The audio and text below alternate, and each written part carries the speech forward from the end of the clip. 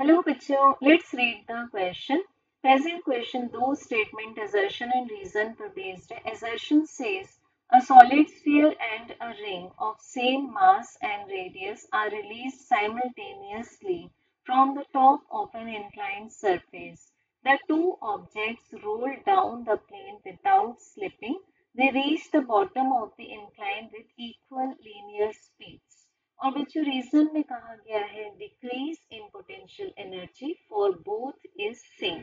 So first of all तो हम देखेंगे एजर्शन. एजर्शन में एक ऑब्जेक्ट है हमारे पास सॉलिड स्फीयर और दूसरा ऑब्जेक्ट है रिंग. अब दोनों के मासेस सेम है तो मान लेते हैं m ईच मास एंड दोनों की रेडियस भी सेम है, इसको मान लेते हैं r.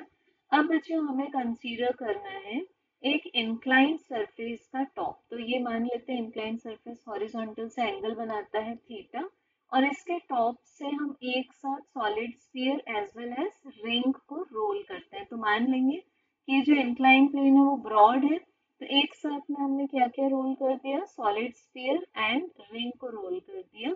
अब दोनों प्योर रोलिंग मोशन परफॉर्म करते हैं क्योंकि हमें यहाँ दिया है कि स्लिपिंग नहीं होगी इसमें. और जब वो bottom of the incline plane पर पहुंचते हैं, जब यहाँ पहुंचते हैं वो ग्राउंड पर पहुंचते हैं तो वो इक्वल लीनियर स्पीड से पहुंचते हैं यानी कि v से. तो हमें पहले चेक करना है एजर्शन करेक्ट है कि नहीं है. तो बच्चों हम देख सकते हैं यहाँ पर कि जो यहाँ kinetic energy for rolling use होगी that is the sum of translational kinetic energy and the rotational kinetic energy. अब यहाँ हम ले सकते हैं काइनेटिक एनर्जी जो रोलिंग है वो ऑब्टेन किससे हुई, वो ऑब्टेन हुई लॉस इन पोटेंशियल एनर्जी से. तो लॉस इन पोटेंशियल एनर्जी को हम लिख सकते हैं mgh जो कि दोनों के लिए सेम है. अब ट्रांसलेशनल काइनेटिक एनर्जी को हम लिख सकते हैं हाफ mv स्क्वायर और रोटेशनल काइनेटिक एनर्जी को हम लिख सकते हैं हाफ i ओमेगा स्क्वायर जहाँ i मोमेंट ऑफ इनर्शिया है. तो बच्चों सॉलिड स्फीयर के लिए moment of inertia about its diameter क्या होगा, 2/5 mr स्क्वायर होगा और रिंग के लिए मोमेंट ऑफ इनर्शिया की वैल्यू होगी mr square about it's transverse axis passing through the centre. तो बच्चों अब हम यहाँ देख सकते हैं कि हमें जो v का एक्सप्रेशन मिलेगा वो दोनों ऑब्जेक्ट्स के लिए अलग अलग होगा. ऐसा क्यों, क्योंकि दोनों के लिए जो i की वैल्यू है वो सेम नहीं है. i1 is not equal to i2.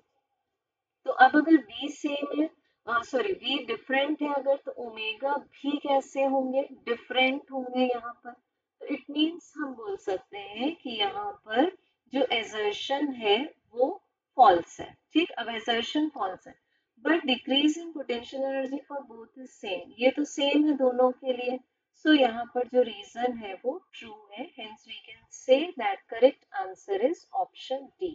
Thank you.